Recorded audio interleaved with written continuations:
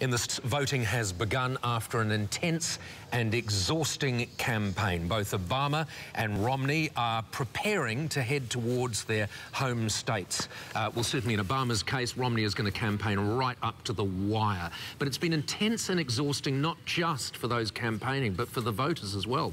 Bruce Hawke, a political strategist, is in New York at the moment and joins me now. Bruce, thank you so much for your time. It has been an extraordinarily punishing campaign on the voters, hasn't it? It has, particularly in the so-called battleground states, Paul.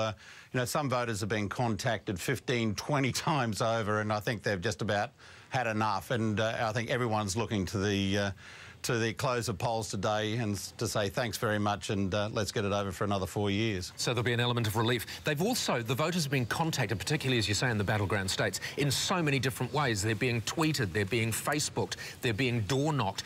Has there been any aspect of this campaign that you've thought, as a political strategist, you know, this is a good idea, we could do this in Australia?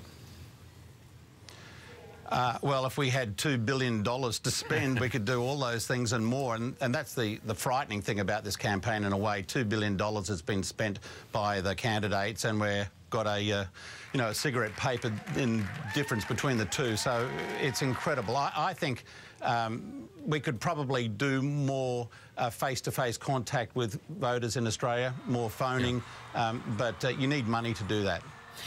What is the feeling on the street? Because, as you said, paper thin in the polls. It could virtually go either way and will, as we often say, come down to the battleground states. Is there a feeling on the street that Obama has got this? No, there is no real sense of that at all. In New York, it's sort of business as usual. There are very long queues at the polling places, and I went and had a look at a couple today, stretching right down the street and around the block. That is probably a good sign for Obama, and it's being repeated in other states, particularly in Virginia, where we're hearing that the people are queuing up for 3 and 4 hours to vote. The thing that's going to be interesting in this election to look out for is whether the black vote is higher, whether white males are coming out in greater numbers to counterbalance the higher black and Latino vote. Obama is supported by those minority groups and by women, but overwhelmingly Romney is supported by white males. It's a little bit early for the exit polls. First exit polls will be out because obviously the main media outlets there were a bit burnt last time round, predicting things too early. First exit polls should be out in maybe a couple of hours from now. We should have a result by about 2 this afternoon, Australian time. Is there any indication, though, of turnout yet, of actual accurate numbers? Does it look like there'll be a very big turnout? It looks like there has been a significant turnout across the states, and that's good for the Obama camp. We also know from an analysis of what they call early voting, that's voting before the day, that the Obama camp has received extra votes amongst Latino and African-American voters. That's also good news, and it seems that in those early votes he's leading over Romney. So they're good signs for the Obama camp. But on the other hand, Romney has been performing particularly well in states like Florida, which is a big state for him to win because the Electoral College votes are huge in states like Florida. So it'll all come down to states like Florida, Virginia, North Carolina, which is trending Romney's way, but there have been late signs for Obama there. Pennsylvania, perhaps Romney's been campaigning there, but it seems like an outside chance. So viewers should be looking at Virginia, particularly early in the piece, because that poll will close in about 4 hours, and we'll start to see early signs there. Bruce, my son, by the way, is working in Virginia on a local campaign. And actually was working into the wee small hours, I understand, as well. I mean, working very hard.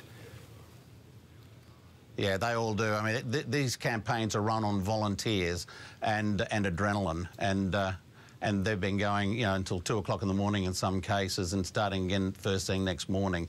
It's hard to believe the amount of energy and effort that goes into these campaigns in these so-called swing states or battleground states, and they really are run with military precision. A lot of reporting up the line about what they've done, who they've seen, how many people they've contacted, and so forth. It's quite unusual, Bruce, in the United States for a president not to get a second term, and you'd have to say Mitt Romney is not the rosiest cherry in the basket. Are you surprised that it is so close, that it has come down to the wire like it has?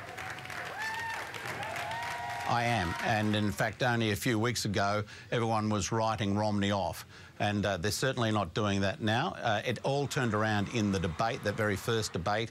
He suddenly started looking like he could be a president, and the polls tightened significantly. Since then, there have been a lot of twists and turns, including Hurricane Sandy, which has probably given Obama something of a lead or an advantage because he can play the role of the commander-in-chief. I mean, really, you know, we were saying some time ago that all but for a disaster, Obama has got this, and it's been the opposite, because as you say, Sandy, which was a disaster that played into his hands, and the economic data that's come out recently has played into his hands, and yet still, it is basically neck and neck. That's correct. See, the big issue from the Republican side is the size of the debt. It's hard to imagine it, but it's actually $14 trillion. I mean, it's just an unimaginable number from our perspective, but that's the amount that the US government's in debt for as a result of years of deficit budgeting and cutting taxes, essentially.